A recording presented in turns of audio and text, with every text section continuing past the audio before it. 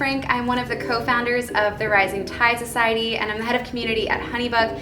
And today we are doing something super exciting on this channel. We're collaborating with a dear friend of mine named Jamie Delaine. She is a photographer and educator out of Canada. I've known her for years and years. We kind of started in wedding photography around the same time, and I have watched her business blossom and grow, and she continues to educate photographers around the world. She's amazing.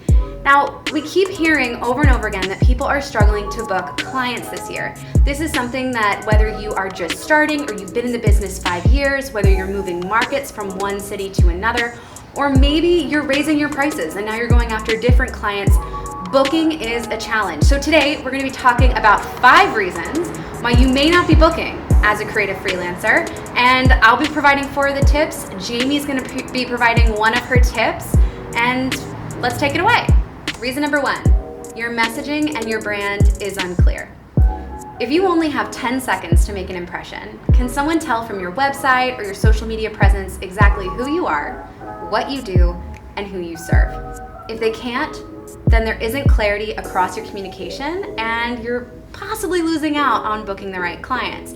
Sometimes we think we're communicating effectively and we feel like our brand is a good representation of the business that we're building, but it might take an outside source to identify pain points or problems where your messaging isn't continuous, isn't clear, and isn't consistent. So here's my recommendation. Ask a friend to look at your website and give them a list of a few questions. In 10 seconds, can they tell you who you are, what you do, what clients you work with, and if you're geographically based, make sure too they can figure out where you're working. Sometimes it's little things that fall through the cracks, be it your location, an easy way to contact you like an email address. If they can't find it really easily and really quickly, they're gonna go somewhere else. Reason number 2, you aren't curating. If you're showing people everything that you can do and not the best of what you can do, you're missing out. People have a limited amount of time and they need to know immediately what your style is, what your aesthetic is, what kind of work you can create for them. So show your best work first. Remember, the first impressions, they matter, right? People are going to take away their instinct within seconds about the type of content you create. So if you're sharing everything and they're unclear about exactly what you can do at your best, you might lose them. If you've been following me for a period of time, you know that I'm a huge nerd and I studied neuroscience and psychology back in college. Now, when I was in college, we learned about serial positions. Essentially, if someone's going to memorize a series of numbers, words, items, they tend to remember the first items that they see and the last items that they see in any given set or series. It's called primacy and recency effect. So when it comes to showing images, if you're a photographer, or graphic design pieces of work, if you are a designer, or website templates, if you're selling website templates, remember that people pay the most attention and have the most recognition of the first things they see and the last things they see. It's why I often say first impressions matter, especially when you're showing your work. So curate. Be intentional. Ensure that the first 3 pieces of your work that someone sees are representative of the best of your work.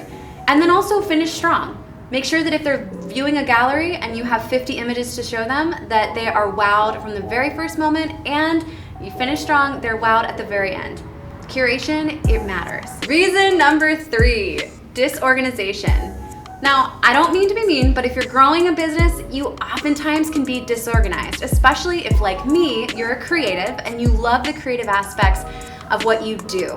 The business side, sometimes it can be heavy, it can be hard, and that can lead to disorganization. So to avoid gaps in your workflow, to avoid dropping the ball on clients, and to avoid being slow to respond to inquiries, you need a workflow system that works. At Honeybook, we've created a system that gives creatives the ability to streamline their entire process, from the first moment someone inquires all the way through payment reminders and delivering a phenomenal experience. It's easy. Once you build out the workflow or the multiple workflows, once you have your contact form set up, the platform takes care of the rest. So it gives you the ability to go back to being a creative and doing what you love. If you don't respond quickly to an inquiry, you're likely going to lose that opportunity. So don't have a system that slows you down. Be able to move quickly from the point of inquiry all the way through the point of booking, and then make sure that your response times are no later than 24 to 48 hours with each client contact. This is really important. If it's going to take you longer than that, you need to under-promise and over-deliver. So make sure that you're communicating frequently. If you're going to be on vacation, or like I said, if your times are a little bit longer, make sure that the client's aware of that. Set your expectations lower and then surpass them every time. Disorganization is the fastest way to kill a good workflow, so don't let it happen. Reason number 4, and this one might be slightly controversial, but if I've learned anything in over 8 years of running a wedding photography business, it is this. Discounting your services leads to people discounting what you're worth.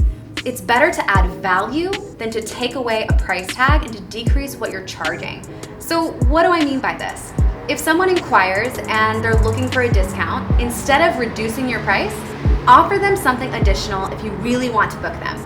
This could be for a wedding client, if you're on the photography side, offering them an extra 45 minutes in an engagement session, or maybe even an additional amount of time while shooting the day of. Sometimes I've given an extra hour at the reception for my military couples instead of offering a military discount.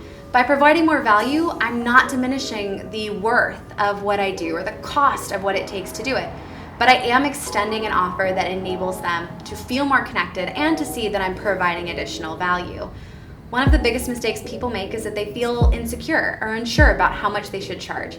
They question whether they're really worth the price tag, but if you question it, why would your client believe it?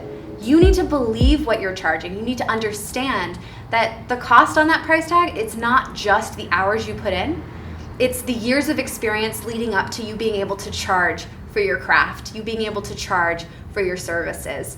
It is all of the additional value offerings that you give from the moment someone inquires and that experience that you provide them all the way through the end of their experience with you. So don't discount your services, stand firm in that initial price, but be willing to add additional value if you feel it's the right fit for that client. So bottom line, don't discount. Just say no. Say no to discounting. Don't do it. It might not cost you that first client, but what will happen is it will diminish your worth overall, and it could cost you clients down the line. Trust me. Here's the last tip from my friend Jamie. Thank you so much for having me, Natalie. My name is Jamie Delaine Watson, and I'm a wedding photographer and educator from Vancouver, Canada. So one of the reasons that you may not be booking as many clients as you would like is that your client experience needs improvement. So one of the ways that I have found to drastically improve my client experience or help me identify the gaps in my experience is through client surveys. So what I've done over the last few years in my business is about a month after the final product is delivered. So for me as a wedding photographer, I also do family portraits, so it'll be a month after the photos are delivered, regardless of what kind of job it was. So a month after the client has their finished project or their finished photos, they'll get an automated email that invites them to take a survey. This survey is anonymous. I don't require their name, and I can't tell who submitted the survey. And on this survey, I ask them to evaluate between 0 and 5 a few areas working with me, about 5 to 8 areas. I've kept the survey quite simple. I only ask for a few sentence answers. The rest are all between 0 and 5. And I ask about different parts of my process. So I ask about my email communication throughout the time of their booking. 5 would be above and beyond, and 0 would be needs a lot of improvement. Another thing would be how I organize and how I facilitate the family photo part of the wedding day. So break down these different parts of your experience that you would like to get feedback on and start sending these surveys to clients. When I got these surveys back, I could see, there's actually a few 4s in some area, and I absolutely want to be a 5 in every area. So a couple years ago, I was able to hone in on those exact areas that feedback from clients. 4 would have been exceeded expectations, but I'm thinking, why didn't I get a 5? And so I was able to make these changes to my experience and be aware of those things until it got to the place where I was always getting 5s. And then the surveys really don't play a huge role in your business anymore. It's kind of something to help you identify the gaps. So if you're frustrated with your booking rate, I would definitely recommend you implement surveys. SurveyMonkey.com has an awesome basic free plan, and that's all you need to get started. So I hope that helps. That was awesome. Thank you, Jamie, so much for collaborating today, and I hope you liked this video. If you did, go ahead and subscribe to this channel, and go ahead and check out Jamie's. We're gonna add the link in the description below. Check her out, subscribe, and watch her video. Thank you so much for watching, and we'll see you again soon.